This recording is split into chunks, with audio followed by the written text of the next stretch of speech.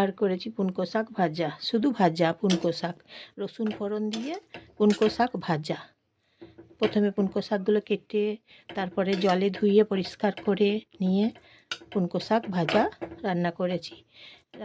এইভাবে রসুনগুলো ছাড়িয়ে রসুন ফোড়ন দিয়ে তেল, সর্ষের তেল দিয়ে তারপরে পুনকো শাকগুলোকে, তেল গরম করা হয়ে গেলে তারপরে পুনকো শাকগুলোকে ভালো করে, রসুনগুলো ভেজে নিতে হবে প্রথমে, তারপরে পুনকো শাকগুলো ভেজে নিতে হবে। তারপরে জল দিতে হবে, সামান্য জল বেরোয় পুনকো শাকে, অল্প জল দিয়ে ঢাকনা দিতে হবে। নুন হলুদ দিতে হবে, কাঁচা লঙ্কা একটা ফোড়ন দিতে হবে। এইভাবে পুনকো শাক ভাজা খেতে বেশ ভালো লাগছে। আপনারাও একবার খেয়ে দেখুন কিভাবে বানিয়েছি। বলছি রান্না তো আগেই করেছি, আগে দেখালাম না, পরে দেখাচ্ছি আপনাদেরকে। তাই পুনকো শাক ভাজাটাও এইভাবে, এই প্রসেসে রান্না করেছি। মানে কিভাবে রান্নাটা করেছি সেটা আপনাদেরকে বলে দিলাম। কড়াইটা প্রথমে গরম করলাম, তারপরে তেল ভালো করে গরম করলাম, সর্ষের তেল।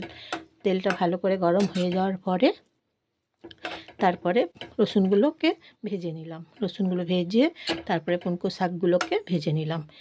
তারপর নুন হলুদ দিয়ে নাড়াচাড়া করে খুন্তি করে নেড়ে চেড়ে পুনকো শাকগুলোকে ভেজে নিয়েছি। একবার ঢাকনা দিয়েছিলাম, নরম হয়ে গেছে, সেদ্ধ হয়ে গেছে একদম, তাই জল বেরোয় আর একটু সামান্য জল দিয়েছিলাম।